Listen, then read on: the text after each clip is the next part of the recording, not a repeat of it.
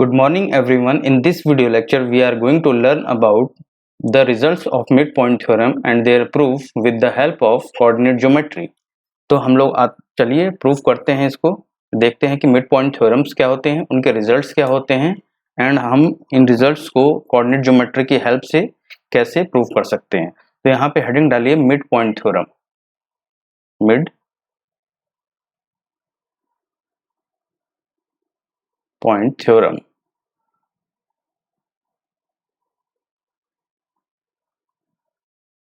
ठीक है, तो यहाँ पे हम लोग देखते हैं कि मिड पॉइंट थ्योरम क्या होता है और उसके रिजल्ट्स क्या होते हैं।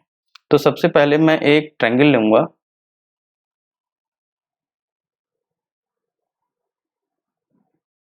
ठीक है, ये ट्रायंगल मैंने ले लिया ए बी सी। ठीक है, अब मान लीजिए कि इस ट्रायंगल के साइड ए बी का मिड पॉइंट क्या है, पी है, इसको मैंने पी से डिनोट कर दिया पी, और इसकी दूसरी साइड ए सी का मिड पॉइंट क्या है, क्यू है, इसको मैंने क्यू से डिनोट कर दिया। और पी और क्यू के बीच एक मैंने लाइन ड्रॉ कर दिया, पी और क्यू के बीच मैंने एक लाइन ड्रॉ कर दिया। ठीक है, तो पी क्यू एक लाइन सेगमेंट मिल गया। तो मिड पॉइंट थ्योरम का के दो रिजल्ट होंगे। पहला रिजल्ट क्या कहेगा, पहला रिजल्ट कहता है कि ये जो लाइन पी क्यू है, जो लाइन सेगमेंट पी क्यू है, वो क्या होगा, साइड बी सी के पैरेलल होगा, यानी P Q is parallel with side B C. ठीक है, दूसरा मिड पॉइंट का रिजल्ट क्या है, दूसरा मिड पॉइंट का रिजल्ट है कि पी क्यू की जो वैल्यू होगी, यानी लेंथ ऑफ पी क्यू, ये क्या होगा, 1/2 ऑफ बी सी। ठीक है, तो ये दो रिजल्ट्स होते हैं मिड पॉइंट थ्योरम के, और इन्हीं दोनों रिजल्ट्स को हम लोग क्या करेंगे, आज प्रूफ करेंगे with the help of coordinate geometry. ठीक है, तो आइए हम लोग देखते हैं इसका प्रूफ, हम लोग कैसे इस दोनों रिजल्ट्स को प्रूफ कर पाते हैं। तो यहाँ पे मैं एक ट्रायंगल लेता हूँ, यहाँ पे मैं एक ट्रायंगल लेता हूँ,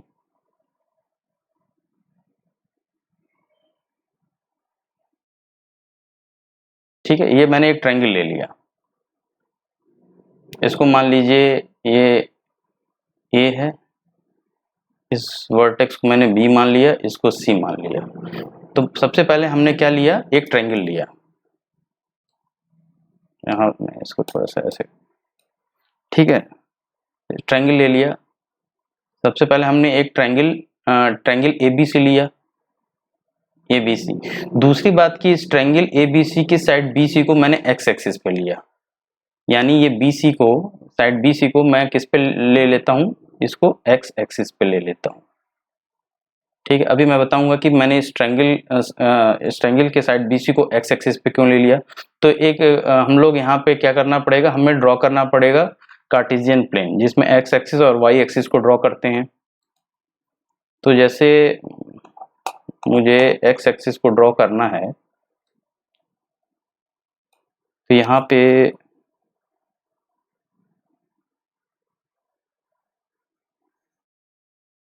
ठीक है, ये एक्स एक्सिस हो गया, and in similar fashion we can also draw the Y axis.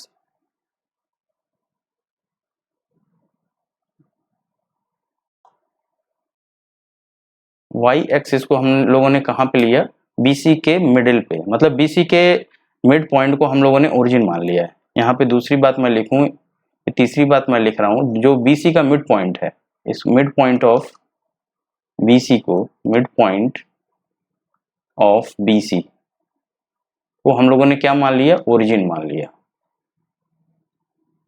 ठीक है, ओरिजिन मान लिया। तो ये वाई एक्सिस हो गया आपका,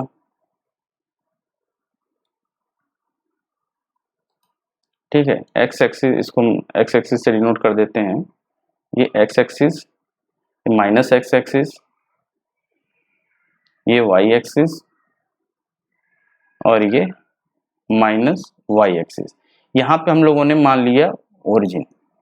ठीक है, 3 पॉइंट हो गए। चौथा पॉइंट हम लोग क्या ले रहे हैं, इसमें हमने बीसी की के लेंथ को क्या ले लिया, 2a के इक्वल ले लिया है। बीसी के लेंथ को क्या ले लिया, 2a के इक्वल ले लिया। तो ये लेंथ कितनी हो जाएगी, ये वाली लेंथ a हो जाएगी, और ये वाली लेंथ कितनी हो जाएगी, ये लेंथ भी a हो जाएगी। ठीक है, दोनों लेंथ ए हो जाएगी। अब इस पॉइंट का कोऑर्डिनेट, पॉइंट बी का कोऑर्डिनेट क्या हो जाएगा, -a,0, और पॉइंट सी का कोऑर्डिनेट क्या हो जाएगा, a,0। ठीक है, पॉइंट ए के कोऑर्डिनेट को हम लोग क्या मान लेते हैं, मान लो ये अल्फा एंड बीटा है। ठीक है, तो मतलब इस टाइप ट्रायंगल को, इस टाइप के ट्रायंगल का लेने का बस एक ही मकसद था कि हमारे जो मैथमेटिकल कैलकुलेशन क्या है वो इजी हो जाए। कहीं पे भी पूरे कोऑर्डिनेट ज्योमेट्री में अगर आपको खुद से कोऑर्डिनेट किसी पॉइंट के कोऑर्डिनेट चूज करने हो तो आपको उन पॉइंट्स के कोऑर्डिनेट को हमेशा या तो एक्स एक्सिस पे लेना चाहिए या वाई एक्सिस पे, या कभी कभी आप ओरिजिन पे ले सकते हैं। जिससे क्या होता है कि जब आप प्रॉब्लम सॉल्व करते हैं तो उस प्रॉब्लम में जितनी भी मैथमेटिकल कैलकुलेशन होती हैं वो क्या होती हैं, वो इजी हो जाती हैं और आप बहुत ही शॉर्ट टाइम में उस प्रॉब्लम को सॉल्व कर पाते हो, मतलब समय बहुत कम लगता है। ठीक है, तो ये हमने ऐसे ले लिया।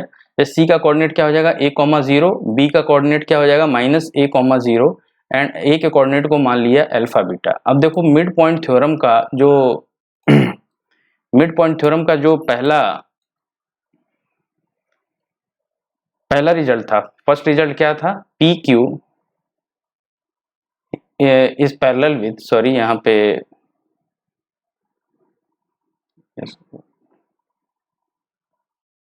P Q is parallel with B C. ठीक है, तो यहाँ पे हम लोग एक लाइन सेगमेंट पी क्यू लेते हैं, लाइन सेगमेंट यहाँ पे हम लोग पी क्यू ले लेते हैं।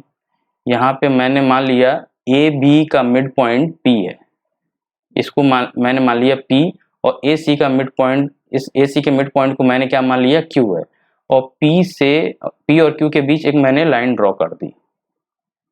ठीक है, ये लाइन ड्रॉ कर दी तो हमें एक लाइन सेगमेंट पी क्यू मिल जाता है।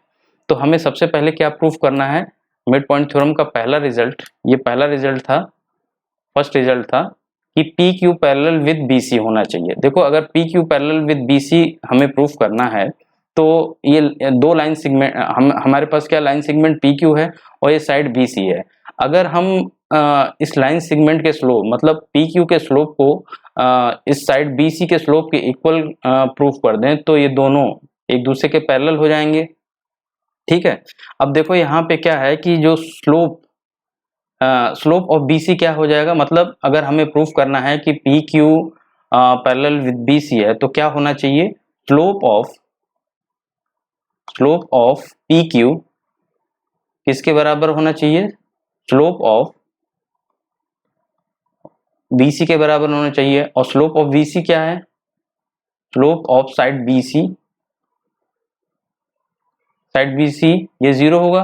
क्यों 0 होगा, क्योंकि ये जो साइड हमने ले रखी है ट्रायंगल की, ये वाली साइड, ट्रायंगल की साइड बी सी जो हम लोगों ने ले रखी है, ये वाली साइड, दिस वन, इस वाली साइड को हम लोगों ने एक्स एक्सिस पे ले रखा है और एक्स एक्सिस का स्लोप क्या होता है, 0 होता है। ठीक है, 0 होता है, इसलिए कोई भी लाइन जो एक्स एक्सिस के पैरेलल है या एक्स एक्सिस पे है उसकी स्लोप क्या होगी, हमेशा 0 होगी। ठीक है, तो इस तरीके से स्लोप ऑफ बी सी क्या मिल गया, 0। अगर हम slope of P Q, line P Q को भी हम लोग 0 के बराबर प्रूफ कर दें तो ये दोनों ही क्या हो जाएंगे, पैरेलल हो जाएंगे। पी क्यू और बी सी जो दोनों लाइन हैं ये पैरेलल हो जाएंगे। ठीक है, तो फर्स्ट रिजल्ट हम लोग इस तरीके से प्रूफ कर पाएंगे।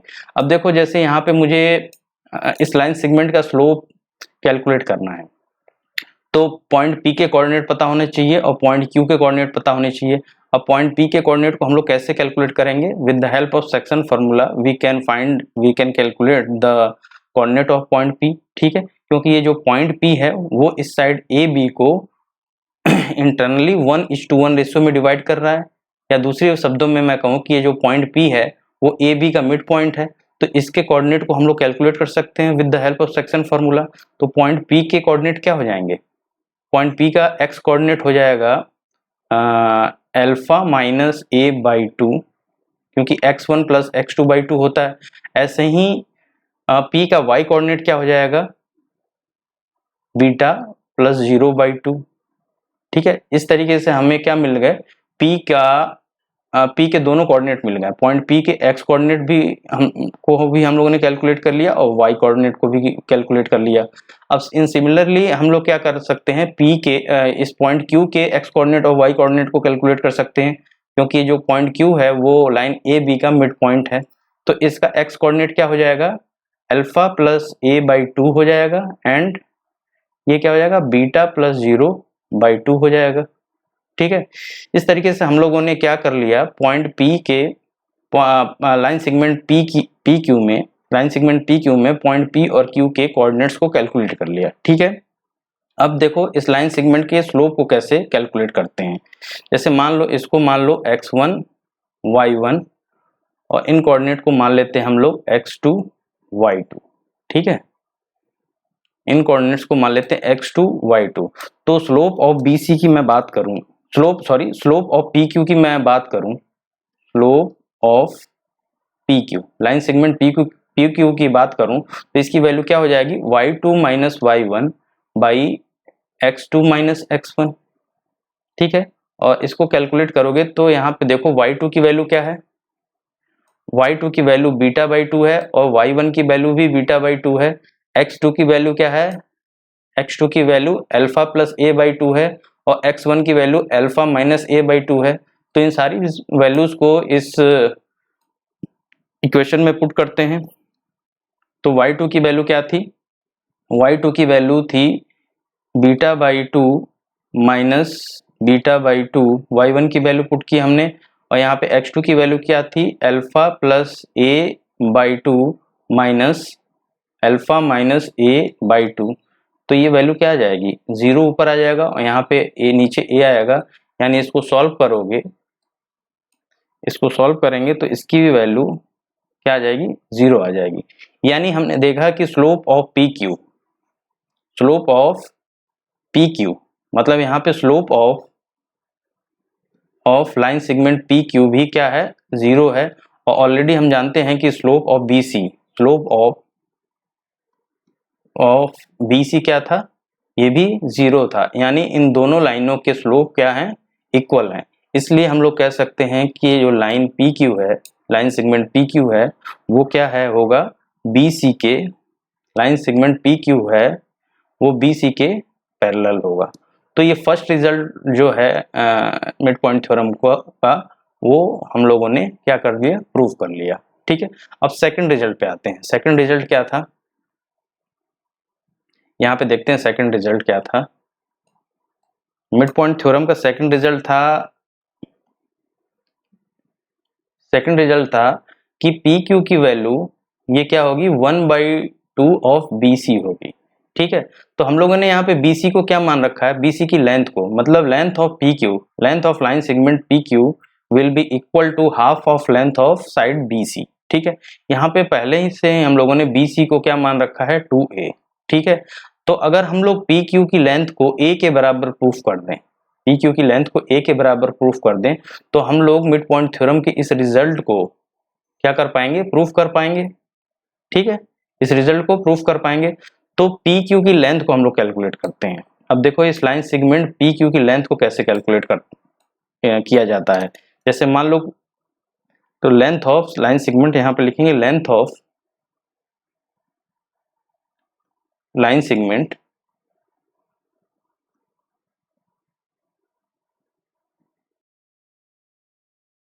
PQ। ठीक है, length of line segment PQ। तो एक कोऑर्डिनेट ज्योमेट्री जब स्टार्ट होती है तो आप लोगों ने एक डिस्टेंस फार्मूला पढ़ा होगा। अगर दो पॉइंट्स के बीच आपको डिस्टेंस निकालना हो, यहाँ पे देखो दो पॉइंट हैं, पॉइंट P, इसके भी कोऑर्डिनेट दिए हुए हैं और पॉइंट Q के भी कोऑर्डिनेट दिए हुए हैं, x2 y2। ठीक है, और पॉइंट P1 के कोऑर्डिनेट क्या दिए हैं, x1 y1। पॉइंट P के कोऑर्डिनेट क्या दिए हैं, x1 y1। तो हम लोग इस लाइन सेगमेंट PQ के लेंथ को कैलकुलेट कर सकते हैं, या दूसरे शब्द में कहूँ कि हम लोग P और Q के बीच की डिस्टेंस को कैलकुलेट कर सकते हैं। तो PQ की लेंथ कितनी होगी, इसके लिए फॉर्मूला होता है x2 माइनस x1 का whole square plus y2 minus y1 का होल स्क्वायर। इस तरीके से हम लोग P और Q के बीच की डिस्टेंस को कैलकुलेट कर सकते हैं, या लाइन सेगमेंट PQ की लेंथ को कैलकुलेट कर सकते हैं। अब देखो x2 की वैल्यू क्या है, यहाँ पे देखो x1, यहाँ पे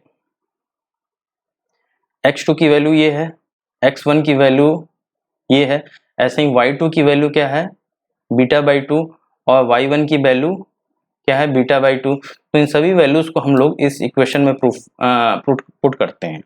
तो x2 की वैल्यू यहाँ पे क्या आई थी, x2 की वैल्यू थी यहाँ पे alpha plus A by two minus ये क्या हो जाएगा alpha minus A by two का whole square plus beta by two, Y two की वैल्यू क्या थी बीटा बाई टू, और वाई वन की वैल्यू क्या है बीटा बाई टू का होल स्क्वायर। ठीक है, तो इसको अगर सॉल्व करते हैं हम लोग तो क्या आ जाती है वैल्यूज, ये हो जाएगा A by two plus A by two का होल स्क्वायर और यहाँ पे 0 का होल स्क्वायर। तो इसको और सॉल्व करोगे तो ये क्या हो जाएगा ए स्क्वायर, यानी इसकी वैल्यू क्या आ जाएगी ए आ जाएगी, क्योंकि ए को हम लोगों ने ग्रेटर देन 0 ले रखा है। ठीक है, ए को ग्रेटर देन 0 ले रखा है, इसलिए सॉरी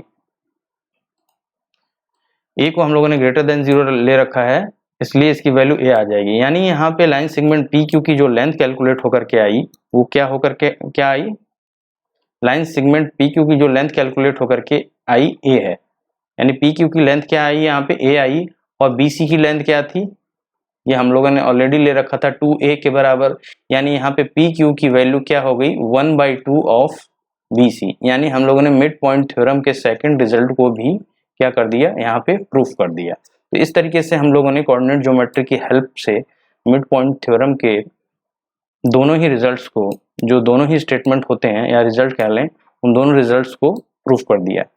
ये मतलब पढ़ाने का मकसद एक यही था कि जैसे कोऑर्डिनेट ज्योमेट्री में एक टॉपिक मैं पढ़ाऊंगा सेंटर्स ऑफ ट्रायंगल, एक टॉपिक मैं पढ़ाऊंगा सेंटर्स, नेक्स्ट वीडियो लेक्चर में हम देखेंगे कुछ सेंटर्स ऑफ ट्रायंगल, हम लोग पढ़ेंगे सेंटर्स ऑफ ट्रायंगल। ठीक है, तो सेंटर्स ऑफ ट्रायंगल में एक टॉपिक है सेंट्रॉइड ऑफ ट्रायंगल। ठीक है, सेंट्रॉइड ऑफ ट्रायंगल में हमें प्रूफ करना होता है कि कोई भी सेंट्रॉइड जो किसी भी ट्रायंगल का सेंट्रॉइड मीडियन को 2:1 रेशियो में डिवाइड करती है। तो इसके प्रूफ में मुझे मिड पॉइंट थ्योरम के रिजल्ट की जरूरत पड़ती है। ठीक है, मिड पॉइंट थ्योरम के रिजल्ट्स की जरूरत पड़ती है, इसलिए मैंने यहाँ पे मिड पॉइंट थ्योरम के रिजल्ट्स को पढ़ाना बताना उचित समझा और इसके प्रूफ को भी बताना उचित समझा with the help of coordinate geometry. तो अभी के लिए थैंक यू, और नेक्स्ट वीडियो में हम मिलेंगे कुछ एक नए टॉपिक के साथ। तब तक के लिए thank you very much and have a good day.